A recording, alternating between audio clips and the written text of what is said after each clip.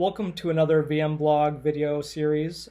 Today we have Tyler from Liquidware who's joining us, and David Marshall remotely in Austin, Texas, and I'm in New Hampshire, so we're all over the place. We recently read your blog about the year, this being the year of VDI, but it's spelled WVD. Perhaps you can expand on what you meant by that? Sure. Yeah, it was a fun article to write, and it was definitely a challenge to come up with a title that would be, I don't want to call it clickbait, that would be thought provoking. So I kind of thought back, and I have a little bit of eminent domain in this subject. I actually was in the room. My old boss was the one that coined the term VDI, virtual desktop infrastructure. So I like to say I was kind of there when the whole story started. But the reason I, kind of tongue-in-cheek said it's the year of VDI, but it's spelled WVD, is if we go back to what that kind of first year of VDI really was all about, I think it was about the power of abstraction. It was about abstracting the direct relationship that operating system had with the underlying hardware, right? So virtual desktop infrastructure, to me, is more about the definition and the abstraction that we can bring to bear to deliver these workspaces for end users. So of course, when Microsoft, hinted that they had something called RDMI, remote desktop modern infrastructure, and then we learned that was, going to be called WVD. And then, of course, we at Liquidware were tapped on the shoulder early to do some direct collaboration with Microsoft.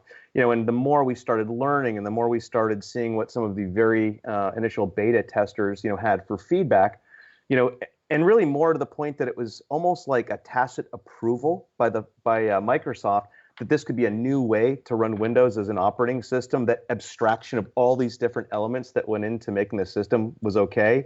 I said, if this isn't the year of VDI, as I like to define it, which is very, very broadly, I'm not sure what is. And so it was a fun article to write. I think that my inbox has been, full since I hit publish. And so it's been an exciting topic to dive into. So it's a great question. And I'm right there with you. I've been saying it's the year of VDI probably for the last 6 years. So, like you, I've been living in the VDI world for many years. True. And so I also read it was an exciting article, and I'm looking forward to what this year and 2020 brings. Absolutely. I mean, you can kind of get the sense that it's kind of starting now.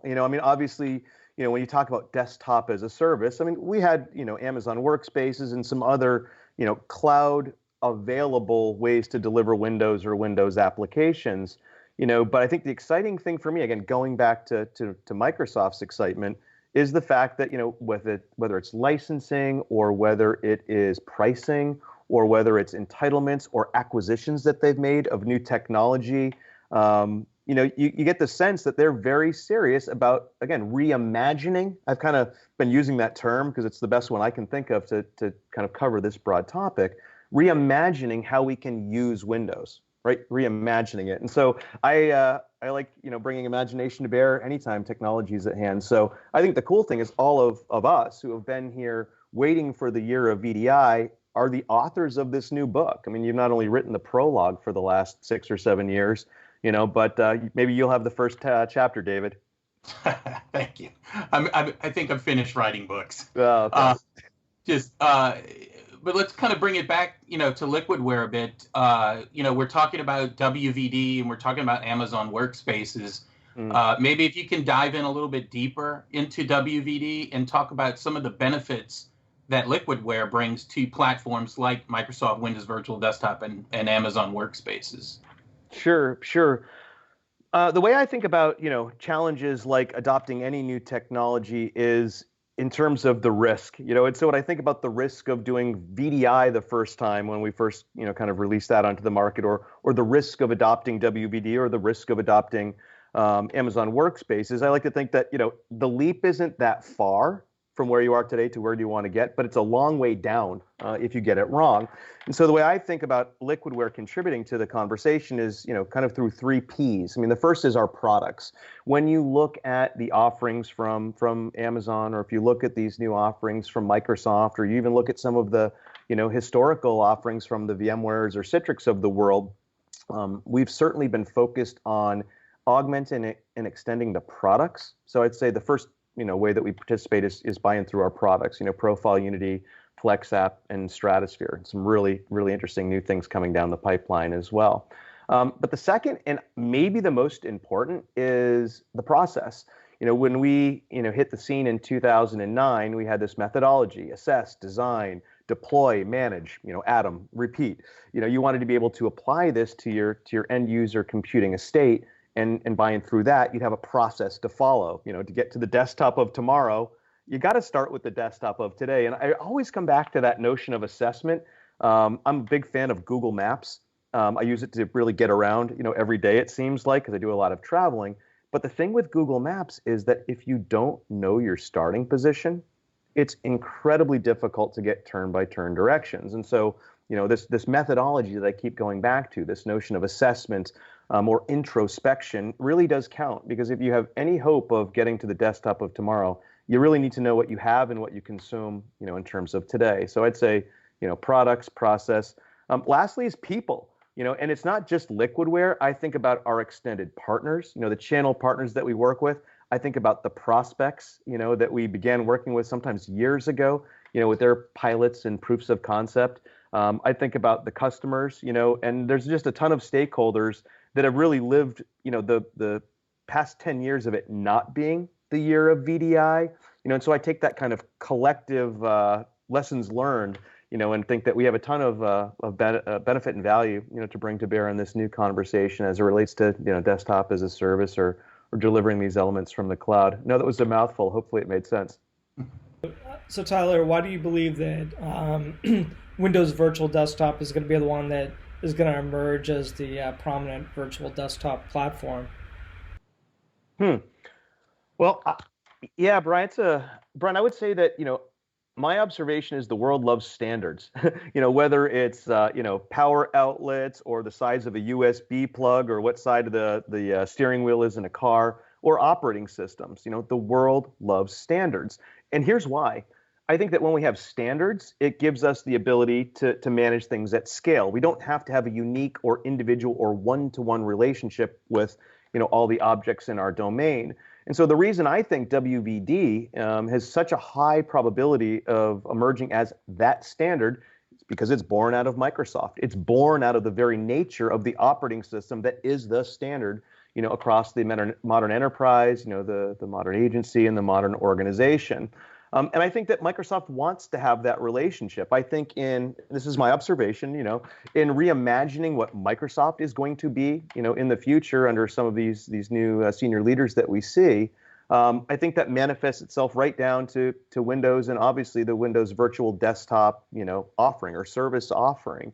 And so anytime, I've seen Microsoft become this serious about a market or a technology, or more importantly, customers being successful with that technology, I pay attention, and I think that, in a world where we love standards, I think we're craving for a standard way to deliver that Windows runtime so that we can go ahead and add the higher value aspects on top of it, if that makes sense. Yeah, no, absolutely. And it's exciting too. I mean, for an independent software vendor, you really couldn't hope for, a more interesting time in the market. And I don't want to speak on the part of the ecosystem, but there's a very small cloistered group, of us that are, kind of inside of the room as WVD is being developed and prepared for commercial release here shortly. And it's exciting. I mean, you literally feel that excitement that you felt, back when you first started your venture, 10 years ago. It's pretty cool. Yeah, no, absolutely. You can definitely feel the change in the air. You can, for sure. And maybe it's multi-cloud. I don't know. It'll be interesting to watch how some of the different themes play themselves out. So Tyler, get your expert opinion on this as we're thinking, through the whole VDI thing, with customers who are looking to deploy cloud desktops on whether it's Amazon Workspaces or WVD. What steps can you talk about right now that these folks should be taking to ensure their users remain productive? And you and I have been in the VDI space for a long time. Maybe the better question is, how do we keep end users happy? Because VDI, the technology's changed, and whether it worked, didn't work, I think at the end of the day, part of the challenge holding VDI back was making sure that end users were happy. So, Agreed. Thinking through this, where we're headed with Workspaces, WVD, can you talk maybe about some of the steps you think that these companies should take on that challenge? Yeah, absolutely. It's a huge area of friction, and it's one that we've experienced over the past decade. I would answer it the following way. I think about what most users do right after you provision and hand them a new laptop, let's say. And what that is they customize it. They make it their own. They put the icons where they want it. They put their auto signature where they want it. They put the different applications and user authored documents, their stuff, where they want it for easy retrieval. They basically create a productive workspace for themselves, given the kind of core technology that IT gives them. That's great. What we saw with VDI was instead of a continuation of that paradigm, instead of being able to just take your stuff with you, most VDI that I saw, at least in the early days, and really I think carries through to today, was on a blank whiteboard. We started from scratch. We put up a brand new operating system, a brand new user profile, some brand new applications.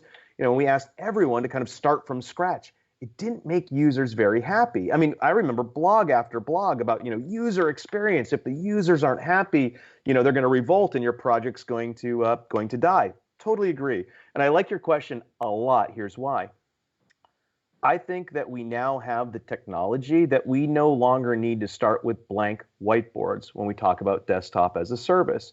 We can now logically talk about a continuum where you're working on a tower or a laptop or a VDI session today on-prem.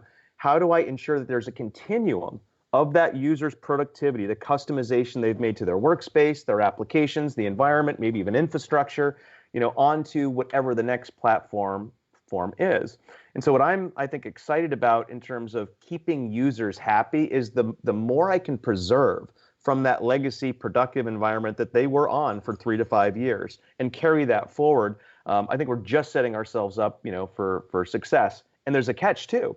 I want to also ensure that I don't bring forward all of those elements that I used to own, patch, secure, maintain that no one uses. I mean, that's the most, I think, beneficial thing that I always chuckle about after we do an assessment, with a large enterprise, is just the observation of how many stranded assets, how many stranded applications, how much stranded cost there is that you can wring out of that organization or that architecture now. And I think that's going to be a big part of why this is going to be, the year of VDI with WVD or maybe with Amazon Workspaces, is simply the notion that we can do better than what we did previously. That, this isn't just VDI on someone else's hardware, right? This isn't just VDI in the cloud. We're really going to roll up our sleeves and think about how to truly deliver those productive workspaces. If we can do it, then the users will be happy. I mean, if their continuum is there, and they're like, wow, I'm actually more productive. I have quicker logins, my applications launch quicker. I always have access to my documents. Any device I pick up, I can be this productive. When we get there, I think that IT suddenly will be more in alignment, with the employees than maybe a friction point, if that made sense. So Tyler, so wouldn't it be more accurate then to say it's not really the year of VDI, but it's actually the year of desktop as a service, right? Yeah. As long as, well, not as long as, but as long as I get to put a little footnote in there that I don't necessarily, I'm cool with that as long as desktop as a service doesn't necessarily have to even be cloud. Here's another, kind of new model that we didn't really touch on yet. What about the blended model where perhaps I have a hyper-converged platform that operates on-prem, and yet I have an operational fabric that allows me to take workloads, from the cloud to on-prem and back and forth. So as long as desktop as a service, means that we're offering these productive workspaces, regardless of how they're made, to our end user clients as a service, heck yeah, I'm all in on that. Yeah, I think virtual desktop infrastructure was more about the plumbing, Brian. That's why I think your observation is really astute. Virtual desktop infrastructure might have been more about the plumbing. Desktop as a service is more about user productivity. Yeah, I like that. Good point, man. That's good. And not only that, but do you think just because you and I have been in the VDI space for as long as we have, do you think there's still like a negative connotation that's wrapped around VDI as opposed to DaaS? Like, just because of all the early on experience of VDI, the failures of, 6, 7 years ago when people were trying to implement it, and people ripped and replaced because it didn't work. I've always felt like, as great as I think VDI is and the things that it can bring to the table, it always seems like there's still some hint, little thing of a negativity that's wrapped around the term VDI. Yeah, I certainly would agree with that, David. I mean, for example, I have told people there is actually two optional definitions of VDI. It's virtual desktop infrastructure, or it's very distracting idea. Because quite frankly, I've definitely seen large organizations get enchanted with technology for the sake of technology. And, I like to say, run with the scissors. I myself have been guilty of that in the past, getting excited about a technology just because it's new, not because it can actually deliver yield or value to me or to my organization. So what I'm seeing now, and that is exactly to your point, is in this reimagining of Windows and the potential of how we can deliver Windows as a runtime, and then of course all those other functional elements, like the storage services or application services or profile services. I'm going to use them services, or use the term services now. I think as that slowly makes its way into the market, the options will manifest themselves for customers, and that's where we all win, I think. And then we've also been talking about the the multi-cloud, multi-desktop, and that's sort of the new world that we live in today. And I'm wondering if you guys over at Liquidware, if you have an answer or you can help with one of the concerns that companies still have with thinking about VDI, DaaS, what have you, is vendor lock-in. So if someone were to come to Liquidware and ask about vendor lock-in, do you guys have any stories or answers for that? Yeah, I mean, since the founding, month of Liquidware about 10 years ago, we focused on being agnostic. To us, the delivery of Windows, is the first mission, that we like to participate in.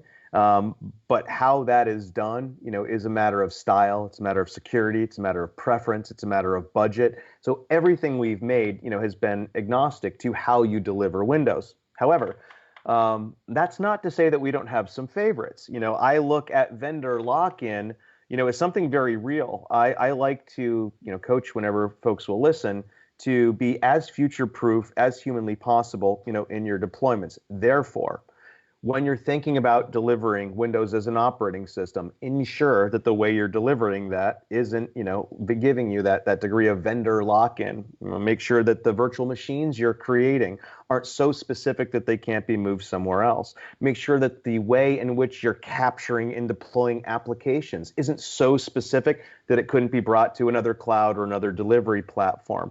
Look at the way that maybe you're abstracting or virtualizing user profiles. What kind of container technology are you using? And again, make sure that that's equally at home across what I'll call the major platforms that are out there. I mean, I think we benefit from, the very nature of this market today, in that Microsoft, has kind of grabbed the torch and is now leading the conversation as it relates to the delivery of Windows. That's huge. I think that in and of itself will keep a lot of customers very safe from being too prone to vendor lock-in as it relates to kind of the core delivery. But for sure, as it relates to some of the independent software vendors, ask them. Would be expected to be asked this in the first meeting, like you asked us. How can I ensure that if I invest in Liquidware technologies, it's a sound investment moving forward, regardless of how I may choose to deliver Windows or Windows apps or Windows desktops in the future? Should be, among the first 3 or 4 questions you ask any vendor, that comes in. And happily, to this date, we still remain agnostic, although we do have some favorites. And as we wrap up, maybe you could kind of tell us quickly, what's around the corner for Liquidware? What are you guys working on? Yeah, I think the notion that you kind of just hit on, that we're all moving what I'll call up the value stack In the beginning, VDI was a lot about hosts and servers and networks and the size of VMs, and the size of storage, and was it going to be persistent or non-persistent. And I might have used the term plumbing, with a little bit of tongue in cheek. But I think now that cloud, is a real part of this conversation, especially as it relates to desktop as a service, a lot of that plumbing has been figured out for us. We no longer worry about host capacity. We no longer necessarily worry about storage capacity. We just assume that those constraints, no longer exist. They might be constraints financially, but they're no longer technical constraints. So what you can expect to see from Liquidware is us continuing to move up that value chain, moving from being necessarily focused on infrastructure to maybe being more focused on operations, to be maybe more focused on things like, automation, things that maybe are self-learning, things that are self-healing, things that we can orchestrate and really use some of the fabrics and cloud technologies, bringing them back to what we do, kind of core competencies here in end user computing. It's an exciting, new sandbox to be in, but I think the mission is to, again, look for those technologies that can be brought to bear and abandon those that can't be. There's too much kind of coming in, every day as far as new technology. I think you have to have a very discerning eye, almost a critic's eye these days, to know what's news and what's noise. Totally agree. Well, look, this has been a lot of fun, and we appreciate the great information. So let me just say thank you to Tyler and to Liquidware for taking time to speak with VMblog today. And we hope we'll get to see you at a trade show in the next, coming months. Absolutely. I think it's going to be absolutely an exciting year, as everything rolls out here. So maybe we could keep this an ongoing dialogue. I'd be thrilled to talk to you guys every now and then about, observations and maybe some of the early successes that we're seeing in some of these new service offerings. That'd be great.